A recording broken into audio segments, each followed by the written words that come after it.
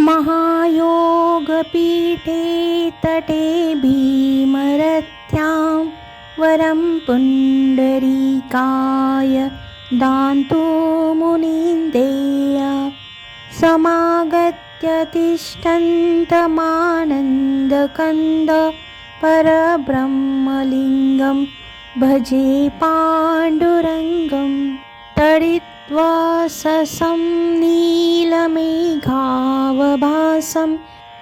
रमामन्दिरसुन्दरचित्प्रकाशं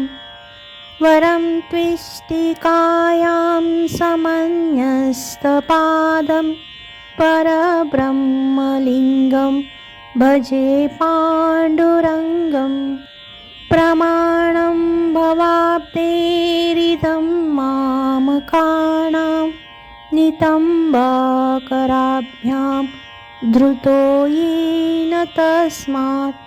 विधातु वसैते धृतो नाभिकोश परब्रह्मलिङ्गं भजे पाण्डुरङ्गं स्फुरकौस्तुभालं कृतं कण्डदेशे प्रियाजुष्टकेयूरङ्क श्रीनिवासं शिवं शान्तमिढ्यं वरं लोकपालं परब्रह्मलिङ्गं भजे पाण्डुरङ्गं शरच्चन्द्रबिम्बाननं चारुहासं लसत्कुण्डलाङ्क्रान्तगण्डस्थलाङ्गं जपारागबिम्बाधरं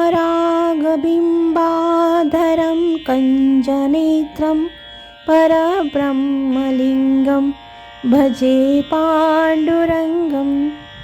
किरीटोज्ज्वलत्सर्वदिक्प्रान्तभागं सुरेरचिचिर्तं दिव्यरत्नेन नरघेया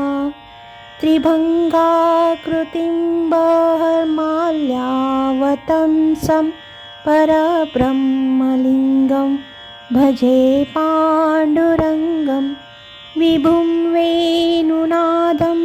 चरन्तं स्वयं लीलया गोपवेशं ददानं गवां वृन्दकानन्दनं चारुहासं परब्रह्मलिङ्गं भजे पाण्डुरङ्गम् अजं रुक्मिणीप्राणसञ्जीवनं तं परं धाम कैवल्यमेकं तुरीयं प्रसन्नप्रपन्नातिहरदेवदेवं परब्रह्मलिङ्गं